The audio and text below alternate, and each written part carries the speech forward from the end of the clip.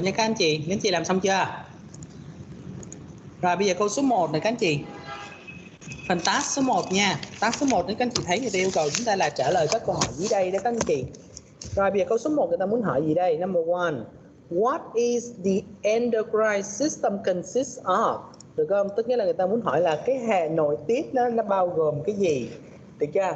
Thì các anh chị thấy câu số 1 mình chỉ cần trả lời là gì các anh chị? Glands là các tuyến, được chưa? Câu số 2 nè. What do endocrine glands do? Cái hệ nội tiết đó, các tuyến nội tiết đó các anh chị, nó làm cái chức năng gì, được chưa? Rồi câu số 2 thì mình sẽ làm sao đây các anh chị?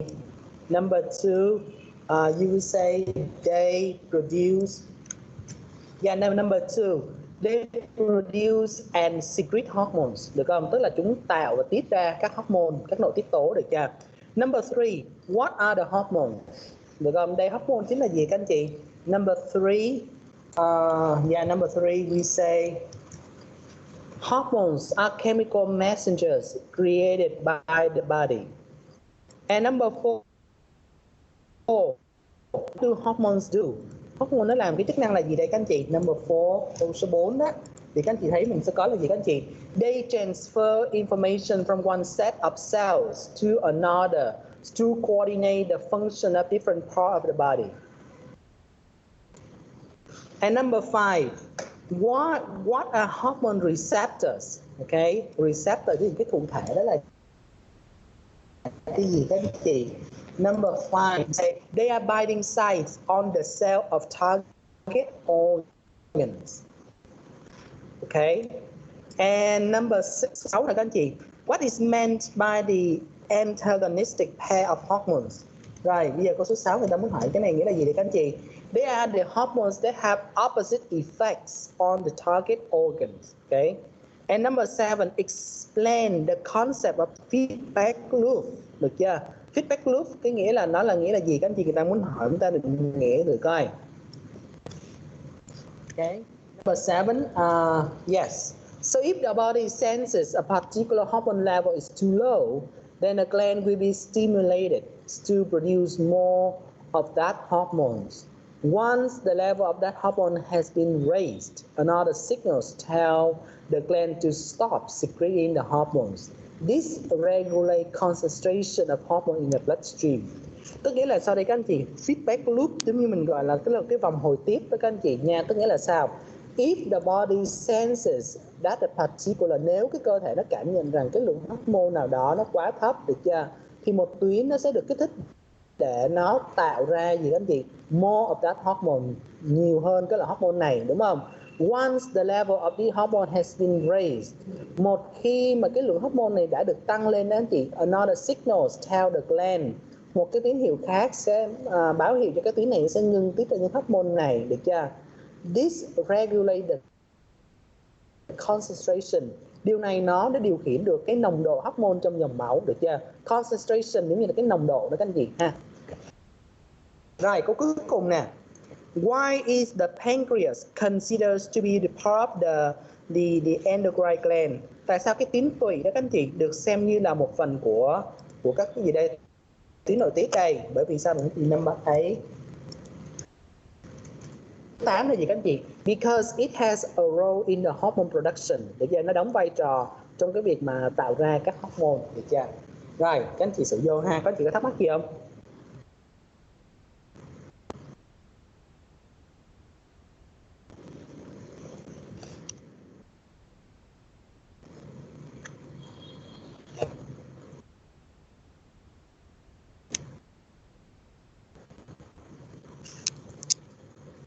Các anh chị làm đúng không ha?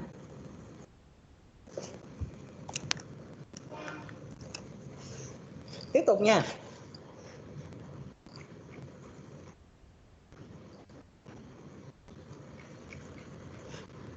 Task số 2 này các anh chị, người ta muốn hỏi cái câu có 5 câu, được chưa? 5 câu người ta sẽ hỏi như sau. Câu thứ nhất nè. Feedback loops do not. Feedback loop là cái vòng hồi tiếp nó không có gì các anh chị. Thì rõ ràng người ta muốn hỏi nó là không có làm cái gì đây thì mình sẽ chọn ngay một là câu D, được chưa? Tức nghĩa là nó là produce the blood, tạo máu, được chưa? Rồi không có ha. Câu số 2 nè. The word regulates. Regulate tức nghĩa là điều khiển đó các anh chị. Điều khiển nó đồng nghĩa với lại cụm từ nào dưới đây?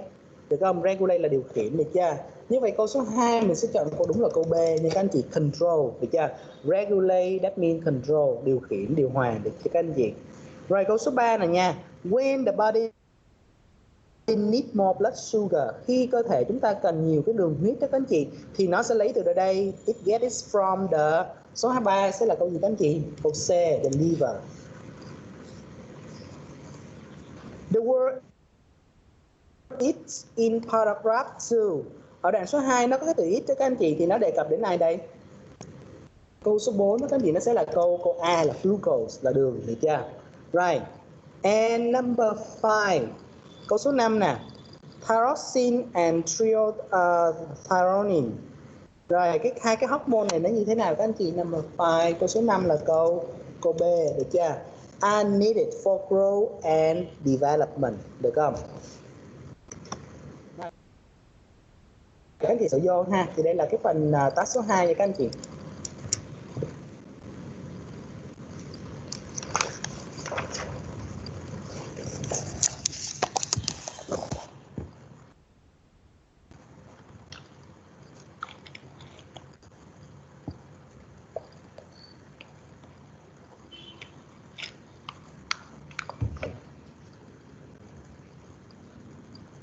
Được chưa? Có ai thắc mắc gì không?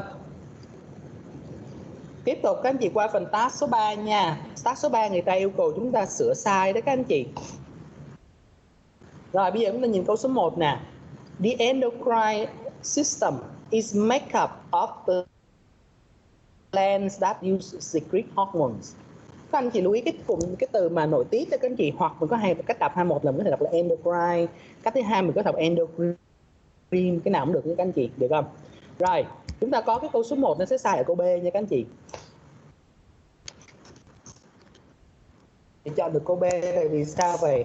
Tại vì các anh chị thấy nè, được cấu thành bởi, được chưa? Thì mình sẽ nói là is số 1 đúng không các chị ha? Rồi bây giờ mình muốn sửa lại, các anh chị sẽ nói là is made up, được chưa ha? Các anh chị sẽ sửa cái từ make thành chữ made này nha các anh chị. Được không? Số 1 các anh chị sẽ sửa thành từ made này mới đúng nha. Rồi câu số 2 nè. The hormones are released directly into the bloodstream. Tức nghĩa là các hormone đó được như thế nào các anh chị? Được đổ trực tiếp vào dòng máu, đúng không?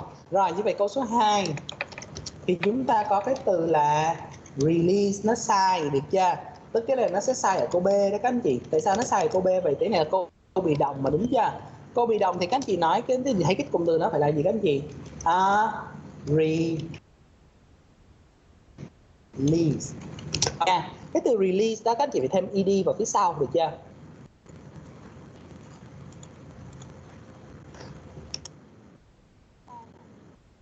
Each hormone shape is specific and can is recognized by corresponding target cells.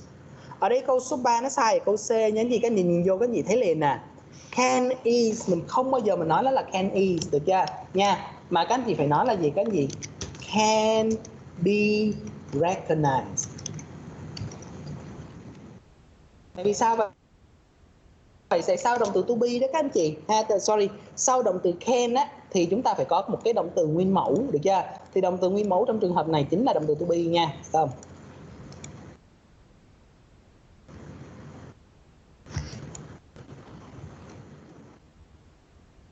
Được chưa? Đó, các anh chị thì mình phải nói là không nói là can is, mình phải nói là can be recognized, được chưa?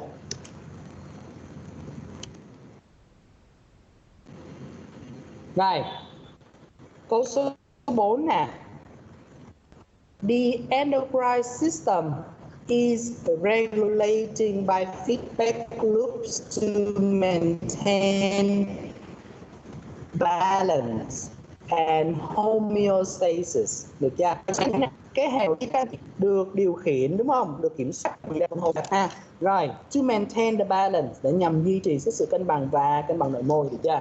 Rồi như vậy các anh chị thấy câu bị động, đúng không? Được điều khiển bởi, được chưa? Do đó câu số 4 nó sai ở câu B đấy các anh chị. Và muốn đúng chính xác thì chúng ta sẽ sửa cái từ regulating thành chữ regulated. được không? Các anh chị sẽ sửa cái cụm từ là regulating thành chữ gì các anh chị? Regulated, được chưa? Number 5, câu số 5, được không? The thyroid tissue be composed of follicular cells. Ở đây các anh chị thấy nè, người ta đang nói đến cái gì các anh chị? Cái mô giác, đúng không? Thì các anh chị thấy chủ từ trong động từ to be trong phải chia như thế nào các anh chị? Số 5 đó, chúng ta sẽ sửa cái từ be thành cái gì đây? Is.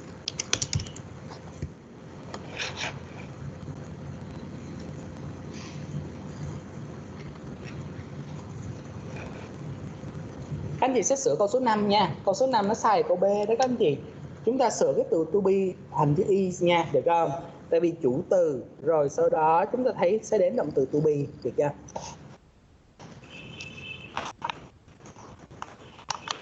Mà to be thì phải chia in ra, được không? Rồi có gì thắc mắc gì ba câu này mấy anh chị?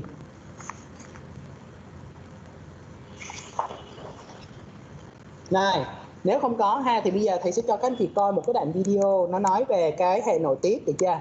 Các anh chị sẽ coi cái video này ha, rồi các anh chị sẽ lưu ý cái cách mà người ta phát âm những cái thuật ngữ nha các anh chị, những cái tuyến, những cái là hormone đó người ta phát âm như thế nào, được không? Mục đích cho thì cho các anh chị coi cái video này ha, để giúp các anh chị hình dung coi là chúng ta đọc á, được không? Đọc những cái từ mà chuyên ngành nội tiết đó, những hormone đó nó khó đọc một chút xíu thì cũng thì coi để ý coi người ta phát âm những cái hormone đó như thế nào nha, được chưa? Rồi chúng ta bắt đầu cùng coi thử nha các anh chị.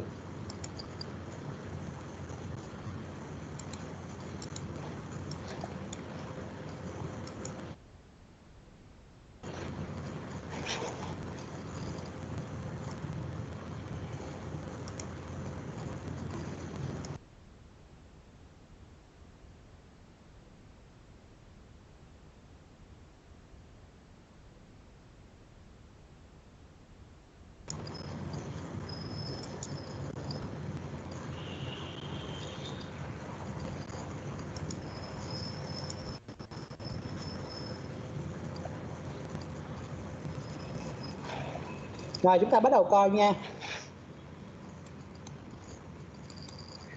Professor Dave here. I want to tell you about the endocrine system. He knows a lot about the science stuff. Professor Dave explains.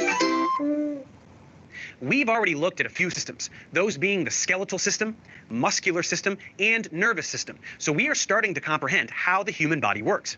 And with that, we are bridging the gap between a single cell and a complex multicellular organism. But we still have a number of systems to go, and the next one up is the endocrine system. This interacts with the nervous system in order to control the activity within all the cells in the body. So let's take a look at how this works now. The endocrine system is comprised primarily of glands, which are organs that secrete a particular compound. This compound acts as a messenger, traveling throughout the bloodstream and delivering that message to cells all over the body. These compounds are called hormones, and the messages they carry may tell cells to start dividing or to start synthesizing a particular protein, whether their target is a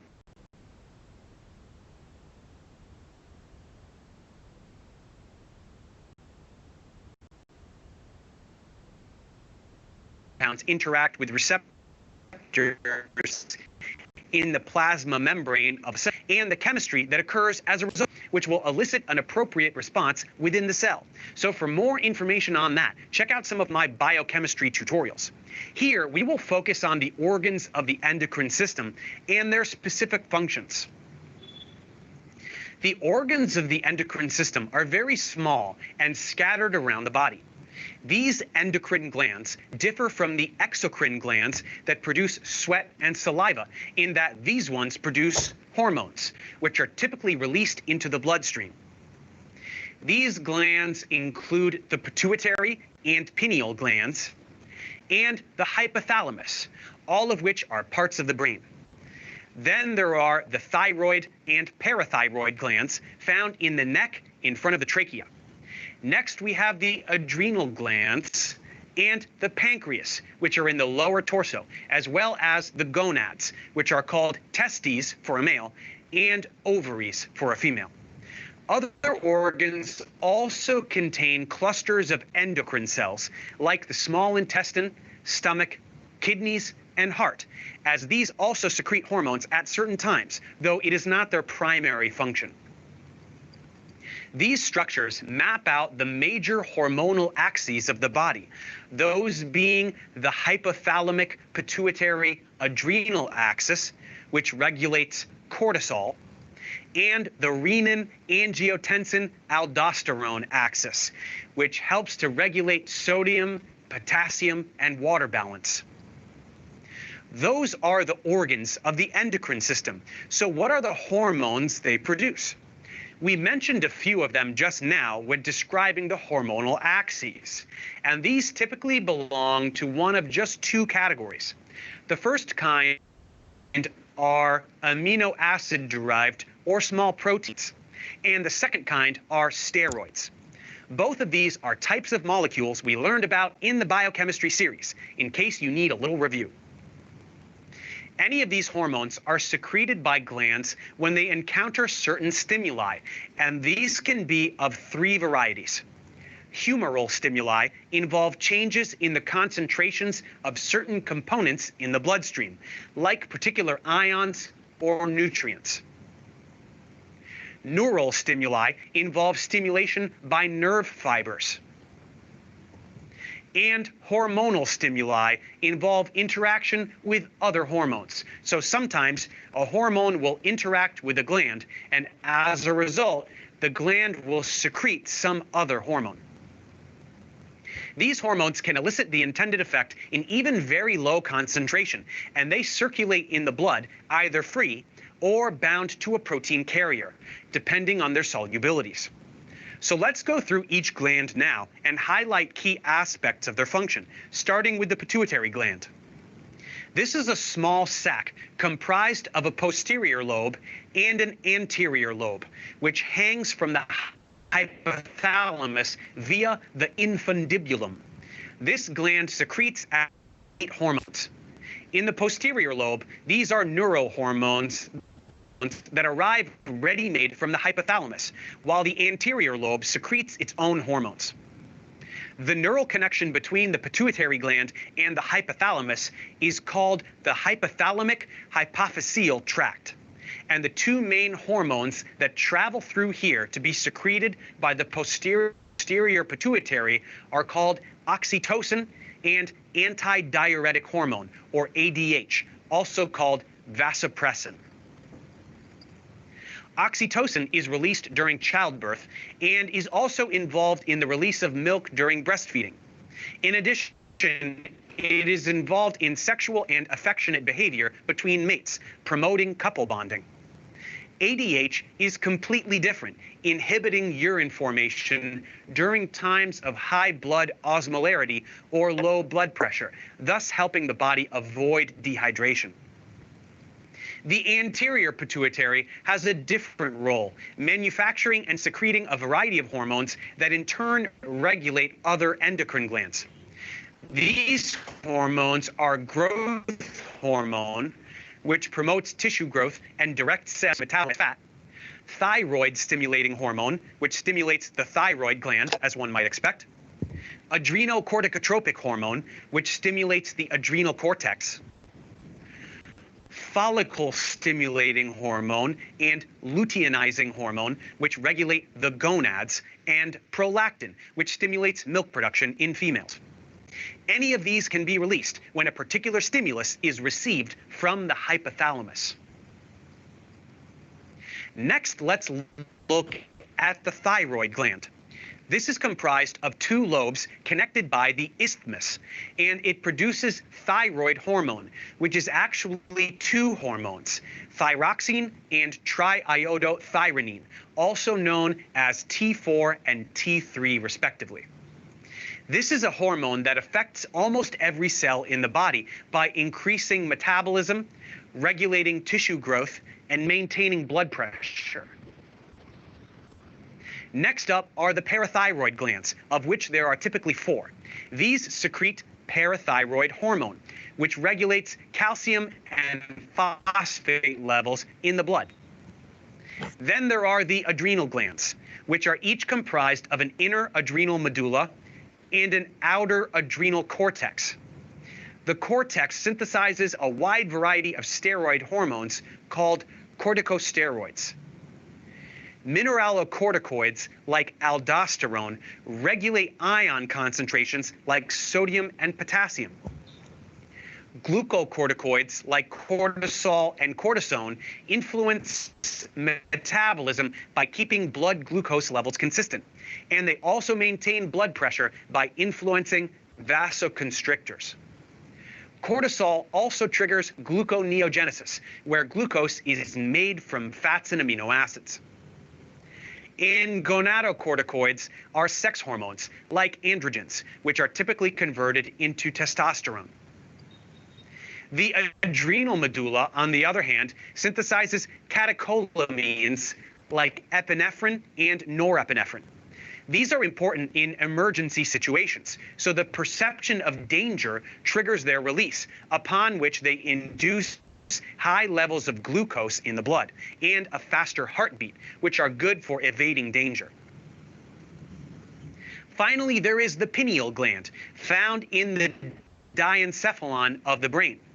This produces melatonin, which helps us sleep.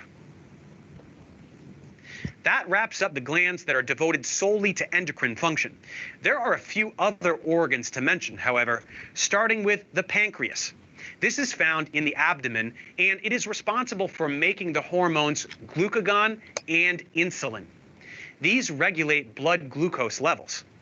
Glucagon is a polypeptide made of 29 amino acid residues, which will stimulate an increase of glucose in the blood. Much of its activity occurs in the liver, where it triggers breakdown of glycogen and glucose synthesis by other means, as well as the release of the resulting glucose. Insulin is a larger peptide made of 51 residues, qualifying as a small protein. This will stimulate a decrease of glucose in the blood by inhibiting glycogen breakdown and glucose synthesis. So glucagon and insulin have nearly opposite actions in the body, as glucagon release is triggered by fasting and insulin release is triggered by eating. Finally, the gonads produce sex hormones just like the adrenal cortical cells. The ovaries produce estrogens and progesterone, which control the development of reproductive organs and secondary sex characteristics in females. The testes produce testosterone, which controls the development of reproductive organs and secondary sex characteristics in males. The placenta is a temporary endocrine organ which exists during fetal development in a pregnant woman. It secretes steroid and protein hormones that influence pregnancy and support the development and growth of the fetus. Lastly, there are other organs that also produce hormones. Adipose cells release leptin, which communicates how much fat is stored in the body, as well as resistin and adiponectin, which are related to response to insulin. Enteroendocrine cells in the gastrointestinal tract release peptide hormones that regulate digestion. The heart has cells that secrete atrial natriuretic peptide, or ANP, which regulates blood volume and blood pressure, as well as B-type natriuretic peptide, or BNP, in response to stretching caused by increased blood volume. The erythropoietin, which promotes red blood cell production, as well as renin, which is associated with aldosterone release. Bones can secrete osteocalcin, which promotes the release of insulin. The skin produces calciferol when exposed to a type of ultraviolet light, which is an intermediate in vitamin D production.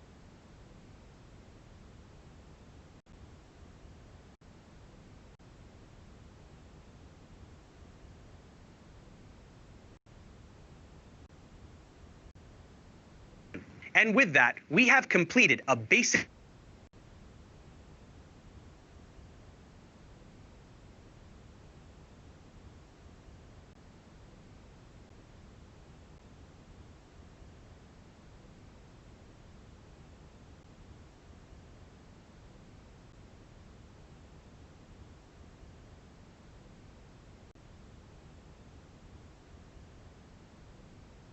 feel free to email me. ProfessorDaveExplains@gmail.com.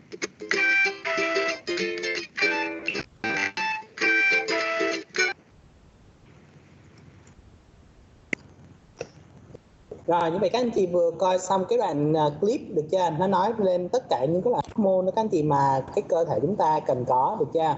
Rồi thì các anh chị thấy người ta cũng chỉ phát âm những cái thuật ngữ, những cái cách đọc những các loại hormone đó ha, được không? Thì nếu các anh chị quan tâm đó, được không? Thì chúng ta có thể, các anh chị có thể coi lại ha, được không? Thì sẽ gửi qua cái đoạn chat ở đây, được chưa? Okay. Nha. Thì nếu như anh chị nào mà có thời gian đó thì các anh chị có thể coi lại, được không, để chúng ta giống như chúng ta nắm được cái cách mà phát âm những cái hormone đó như thế nào, được chưa? Đặc biệt là những anh chị nào chuyên về nội tiết đó, được không, thì chúng ta nên coi ha, được chưa, để mình biết những cái hormone này. Và đồng thời chúng ta phải coi là tức là cái hormone đó cái tuyến đó chính xác nha, được không nha. Thì các anh chị có thể tham khảo trên cái đoạn video mà thầy gửi trong cái đoạn meeting chat ở đây, được chưa? Nếu ai có thời gian ở nhà thì chúng ta nên coi nha, được không? Rồi, như vậy thì chiều nay mình học đến đây nha các anh chị. Rồi như vậy thì bữa sau, được chưa, nhắc lại nha, là từ ngày thứ hai tuần sau đó, tức là 2 tuần kế tiếp đó, thì chúng ta sẽ học với cô Châu, được chưa? Thì cô Châu sẽ phụ trách cái phần học trực tuyến trên Teams nha các anh chị, được không? Do đó thì 2 tuần tới các anh chị sẽ, khi mà chúng ta vô lớp của mình đó, thì chúng ta sẽ tìm cái meeting mà của cô Châu, được chưa nha? Đó là cái thứ nhất.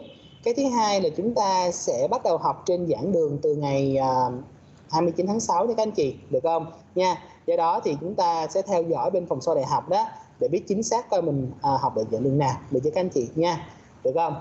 Rồi, ok, nếu như các anh chị không có gì thắc mắc thì chúng ta có thể rời khỏi cái meeting này ha. Rồi, và hẹn gặp lại các anh chị nha, được chưa? Ok, see